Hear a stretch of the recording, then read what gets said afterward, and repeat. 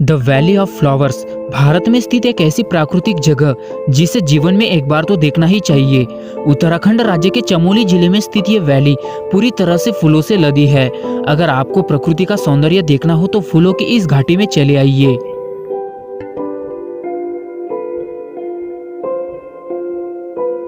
हिमालय क्षेत्र में समुद्र तल से 3962 मीटर की ऊंचाई पर स्थित ये घाटी पर्यटकों के लिए कुदरत का एक खूबसूरत उपहार है।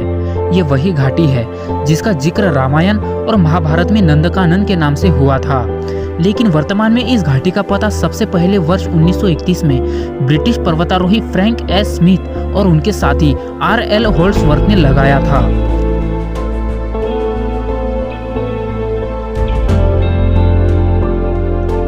इस घाटी की बेइंतहा खूबसूरती से प्रभावित होकर उन्होंने इस घाटी का नाम वैली ऑफ फ्लावर्स यानी कि फूलों की घाटी रख दिया। फूलों की इस घाटी में जुलाई से लेकर अक्टूबर के मध्य तक 500 से अधिक प्रजातियों के फूल खिलते हैं। खास बात यह है कि हर 15 दिन के बाद अलग अलग प्रजाति के रंग बिरंगे फूल खिलने से घाटी का रंग बदलता रहता है।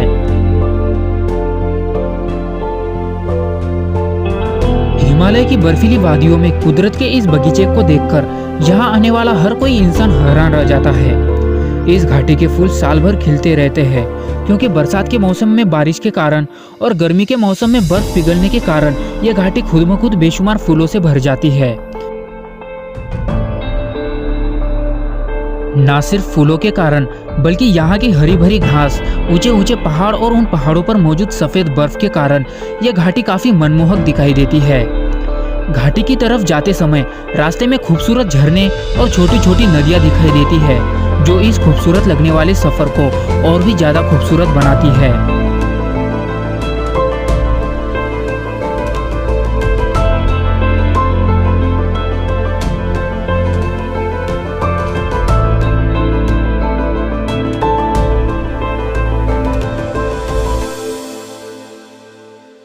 इस आश्चर्य कर देने वाले नज़ारे को देखने के लिए हर साल हजारों देशी विदेशी पर्यटकों की भीड़ यहाँ लगी रहती है।